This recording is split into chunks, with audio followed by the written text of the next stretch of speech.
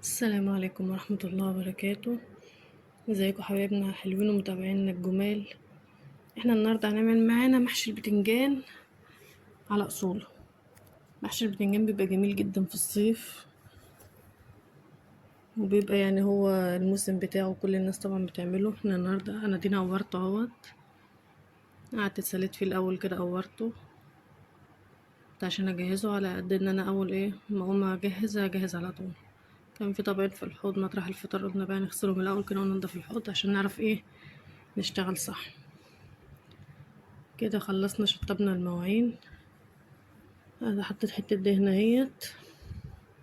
طبعا انا زي ما قلت لكم كل واحد يستعمل اللي هو عايزه، لازم تعملوا سمنه زيت. انا حطيتها وطيت عليها شويه، يعني ساعات سنه صغيره كده، ورحت حاطه عليها حبه زيت، نزلت عليها بالطماطم اهي. الطماطم ديت انا ببقى مسبكاها كده نص تسبيكه كده من غير اي حاجه، وعينيها عندي في التلاجة. نزلت بيها وحطيتها ووطيت عليها بقى شويه كده. حطيت الطماطم كده على السمنه بتاعتنا. انا بعمله ني في ني محشي البتنجان، مش بحب اقليله. حطيت طبعا فلفل اسمر على البصل، جبت 3 بصلات حلوين كبار كده، وادي الملح.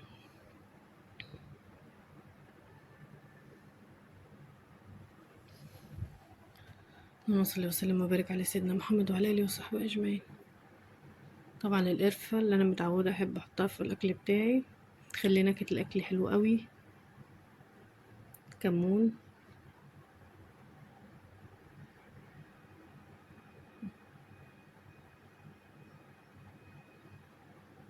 همسكهم بقى افركهم كده في بعض، فانا جبتها فوق الحله عشان لو في حاجه وقعت تقع في قلب الحله. افركهم مع بعض حلو، ريحتهم بتبقى جميله جدا في الاكل. خصوصا البتنجان، جربوه يا جماعه، بتعملوه ني في ني كده، ما تقلوش البصله، بيبقى طعمه وريحته روعه جدا. بتنجان وورق العنب، انما الكرنب بحب اقليله.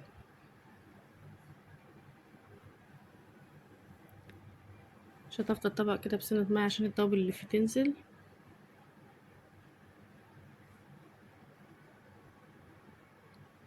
شطة، بحب المحشي بتاعي مشطشط.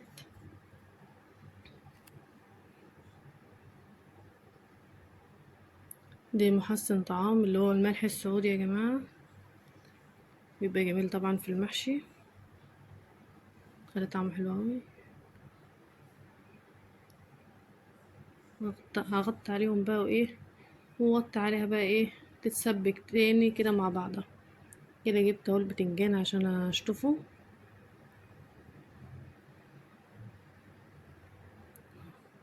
شطفته مرة كده، شطفت. انا انا حبة مية تاني، تحط عليه معلقة خل كبيرة. بتخلي المعلقة الخل دي في الخضار، بتخلي الخضار روعة، تخليه نضيف جدا، وتحسي ان هو مزيق كده من النظافة. اي خضار تحط عليه معلقة خل تنقعه فيه شوية تخليه نضيف جدا جدا. انما طبعا الخل مش مستحب في اللحوم ولا الطيور ولا كده، لانه هو بيهري الانسجة بتاعتها وبيضيع الفايدة بتاعتها. انا بستخدمه بس في الخضروات. دي معلومة، في ناس كتير بتحب تنقع كده اللحوم في الخل. قلبت بدأت تتسبك برضه، انا مغطية عليها. كده هنعمل حاجة تانية معانا. انا عارفة ان انتوا طبعا تلاقوا تقولوا يعني هي كل شغلها بالدهنة. انا بصراحة بحب الدهنة الضانية يا جماعة، في ناس ما بتحبهاش خالص، في ناس بتحبها، ناس اتعودت عليها. انا بحب ريحتها في الاكل. حطيت حتة اهيت، انا مش بخليها تسيح خالص، يا دوبك بس تعمل لي ريحة كده بسيطة. حطيت عليها معلقتين زيت. هنزل اهوت ببصلاية حلوة كبيرة. شوف هنعمل ايه كده مع بعضين، حاجة كده هنعملها بطريقة جديدة المرة دي، بس بصراحة لو جربتوها هتحبوها قوي. البصلة يا دوبها كرملت كده، لونها يا دوبك بدأ يدي على الذهبي كده. طبعا انا مش بعلي النار قوي، ده ارنب يا جماعة.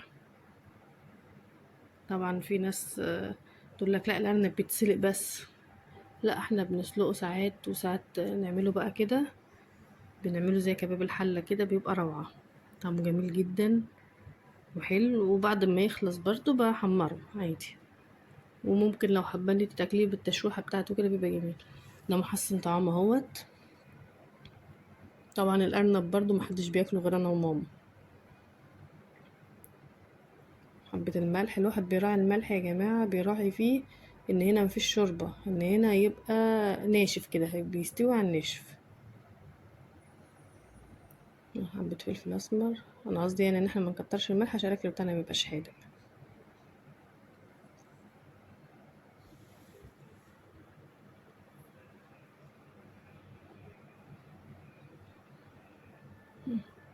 حبة كمون صغيرين برضو.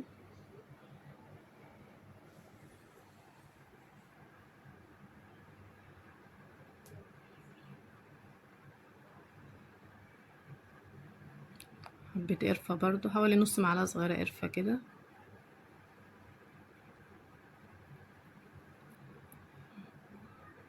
انا نزلتها كده على النار، فبقى ايه بروح قلبها تقليبة كده.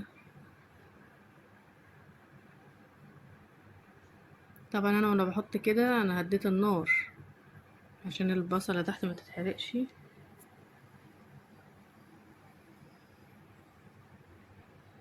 تبتدوا بدري شوية، حتة قرن بقى فلفل شطة معاها، هي مش بتديها حرارة جامدة ولا حاجة، بس بتديها ريحة حلو. طبعا انا حطيت الارنب كده على نار هادية جدا على العين الصغيرة كده، ووطيتها لتحت خالص. التسبيكة معانا كده اتسبكت اهيت. غسلت الرز وصفيته حلو. طبعا انا بصفي حلو من المية عشان الاقي المية ايه لو نزلت هتخلي المحشي صايص كده.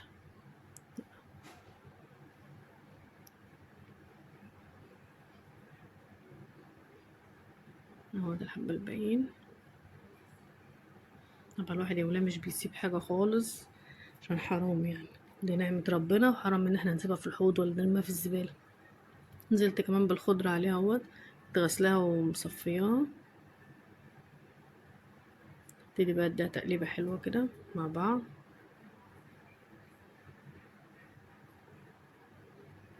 خلصت التقليب، ما بشوحهاش كتير على النار، يا دوبك بقلب على طول واروح منزلها على طول. طبعا انا بحشي اهو، بصوا اهو. بنسيب فيه حتة زي ايه، زي عقلة الصبع كده او اصغر شوية، مش بنملى الصبع على اخره، يا دوبك نعبي كده ما ندكش، لو دكته المحشي ما بيستويش، ويبقى مجرمز ومحبب كده وشكله وحش. اللي هو كده زي ما انتوا شايفين كده انا بعبي، ما دكتش او حاجة، يا دوبك بس بزق بس بالراحة كمان اهو. نمسح الصبع حلو كده، خليه نضيفه حلو، محطوش بقى متلحمس رز كده وبتاع، لا. اهو خلصت اهوت، انا وريتكم بس صبعين عامل ازاي. طيب الارنب اهو ببص عليه، بينزل هو بقى ميه لوحده كده وبيقعد يستوي مع نفسه لما بتعمله على نار هاديه. انا لا حطيت له ميه ولا اي حاجه، عشان انا من الاول انا عاملاه على نار هاديه. اهو المحشي اهوت هسقيه معاكم، هوريكم بس نسقيه ازاي. انا بسقي المحشي دي شوربه وحط عليها ايه زي معلقتين طماطم كده مسبكين، بسقيه لغايه ايه نص الصابع اللي واقف. انا موقفه الصوابع تحت وكام صابع فضلوا حطيتهم فوق على الوش كده، نص الصابع اللي واقف. نعمل قاعد الشوربه، ما بنزودش عن كده، ونحاول نحط الشوربه كده في ايه في الصوابع من جوه. انا هوريها لكم اهي. بصوا بصوا القاعد لغايه فين.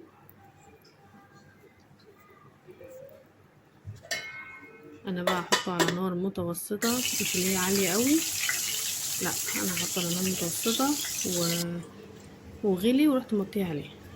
حمرت طبعا القليل معاه على قد الاكل. بالهنا والشفا اهيت. فرغت الاطباق، كان فاضل حبه رز حشو سويتهم، والهنا والشفا.